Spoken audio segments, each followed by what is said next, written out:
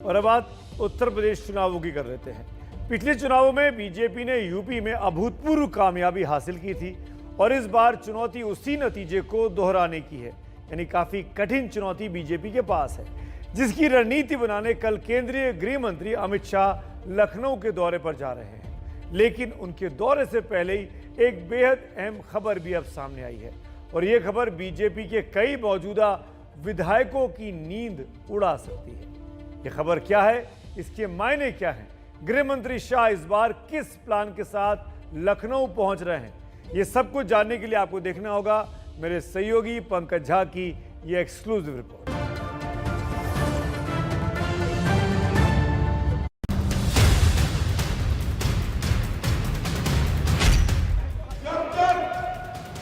उत्तर प्रदेश को प्रताप से मुक्त नहीं करोगे, उत्तर प्रदेश का भला नहीं।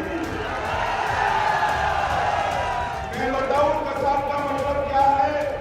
सबका मतलब है कांग्रेस पार्टी, सबका मतलब है समाजवादी पार्टी, सबका मतलब है बहुजन समाज पार्टी। 2017 के विधानसभा चुनाव में जब अमित शाह ने बतौर पार्टी अध्यक्ष यूपी में कदम रखे थे तो विरोधियों के पैर उखड़ गए थे।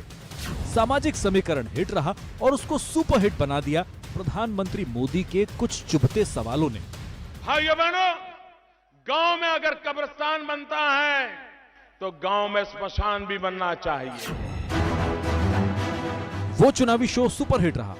नतीजा ये हुआ कि 2014 में देश जीतने के बाद 2017 में बीजेपी प्रचंड बहुमत से यूपी जीत गई और एक बार फिर से 2022 में जीत की नींव रखने बीजेपी के चाणक्य यानी अमित शाह शुक्रवार को यूपी में होंगे।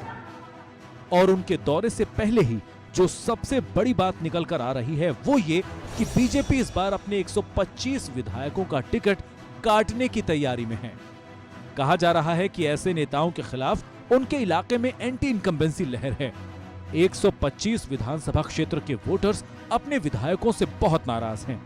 कुछ जिले तो ऐसे भी हैं जहां किसी भी विधायक को फिर टिकट मिलने की संभावना 0 है। जानकारी के मुताबिक बीजेपी के अलग अलग सर्वे में ये बात सामने आई है। लेकिन बेकार हो चुके विधायकों का टिकट काटना अमित शाह के लिए किसी अग्नि परीक्षा से कम नहीं होगा, क्योंकि ऐसे सभी नेताओं के गॉडफादर या तो बीजेपी में हैं या फिर आरएसएस में, और इसीलिए ये सभी नेता अभी से अपनी टिकट बचाने की लॉबिंग में जुट भी गए हैं। अमित शाह का दौरा 2 दिनों का है। चुनावी तैयारियों को लेकर मंथन होगा। अलग अलग 5 बैठकें रखी गई हैं। लेकिन पहले एजेंडे पर है सदस्यता अभियान। बीजेपी नए सदस्य बनाने के लिए कैंपेन शुरू कर रही है। राज्य में पार्टी के पास अभी 2.5 करोड़ सदस्य हैं। पार्टी का लक्ष्य 4 करोड़ सदस्य बनाने का है। मतलब अभी करीब 1.5 करोड़ नए मेंबर बनाने होंगे। अमित शाह ने बीजेपी के नेताओं को पहला टास्क यही दिया है। यूपी में करीब 15 करोड़ वोटर हैं और पार्टी का मानना यह है कि अगर 4 करोड़ मेंबर बना लिए गए तो फिर इनसे जुड़े परिवार के लोग या फिर नाते रिश्तेदार मिलाकर करीब 7-8 करोड़ जो हैं वो बीजेपी के समर्थक हो सकते हैं। ऐसा होने पर यूपी के 50% मतदाता जो हैं वो बीजेपी के समर्थक हो जाएंगे। मतलब बीजेपी के चाणक्य के मिशन और विजन का पहला मकसद पार्टी को नए सिरे से विस्तार देना है और जनता दिल से जुड़ी तो विरोधी दलों का पत्ता अपने आप कट जाएगा। माननीय अमित शाह जी राजनीतिक की दृष्टि से वर्तमान युग के चाणक्य की तरह देश के गृह मंत्री भी हैं और उनका आगमन उत्तर प्रदेश में एक नव ऊर्जा का संचार कर रही है। अमित शाह के आगमन से बीजेपी का जोश हाई है, लेकिन सच ये भी है कि 5 साल में यूपी में हालात बहुत बदल चुके हैं। ओम प्रकाश राजभर ने बीजेपी का साथ छोड़ दिया है तो संजय निषाद की पार्टी की एंट्री अब एनडीए में हो चुकी है। कुल मिलाकर राजनीति के खेल और उसके नियम भी बदले हैं। पिछली बार बीजेपी सत्ता के लिए लड़ रही थी, इस बार सत्ता बचाने के लिए लड़ रही है। पिछली बार अखिलेश सरकार के खिलाफ वोट मिला था, इस बार अपनी उपलब्धि पर वोट मांगना है। पिछली बार बीजेपी ने बेरोजगारी का मुद्दा खूब उछाला था, इस बार रोजगार का हिसाब देना है। पिछली बार बीजेपी ने विकास के नाम पर वोट मांगा था, इस बार विकास का रिपोर्ट कार्ड देना है। पिछली बार बीजेपी ने जातीय समीकरण साध लिया था, इस बार इस समीकरण को फिर से बुनाना है। पिछली बार एसपी, बीएसपी और कांग्रेस से लड़ना था, इस बार पुराने विरोधियों के साथ ओवैसी से भी लड़ना है।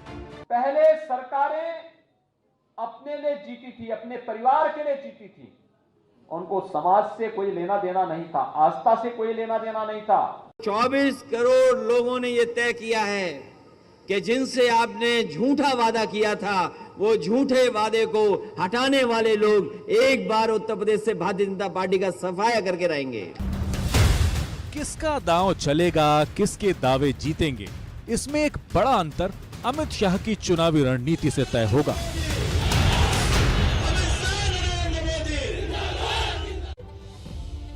एक तरफ बीजेपी का मास्टर प्लान तैयार करने के लिए गृह मंत्री अमित शाह लखनऊ पहुंच रहे हैं, तो दूसरी तरफ आज अखिलेश यादव अपने संसदीय क्षेत्र आजमगढ़ पहुंचे, जहां उन्होंने 100 बच्चों को लैपटॉप बांटे।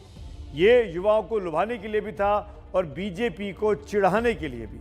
आखिर बीजेपी ने पिछले चुनाव में लैपटॉप देने का वादा किया था, लेकिन अब चुनाव आया तो बीजेपी को भी लैपटॉप देने का वादा याद आ रहा है। बीजेपी ने विज्ञापन दिया है कि नवंबर से लैपटॉप और स्मार्टफोन बंटेगा। 2012 से यूपी की चुनावी राजनीति में लैपटॉप निर्णायक साबित हो चुका है। तब अखिलेश इस वादे पर विजयी हुए थे, लैपटॉप बांटे भी थे। जबकि 2017 में बीजेपी को प्रचंड जीत मिली थी, क्योंकि उसने तो लैपटॉप के साथ साथ वाईफाई यानी डेटा भी देने का वादा किया था। अब फिर वही लैपटॉप स्मार्टफोन के साथ चुनावी बाजार में बिकने लगा है।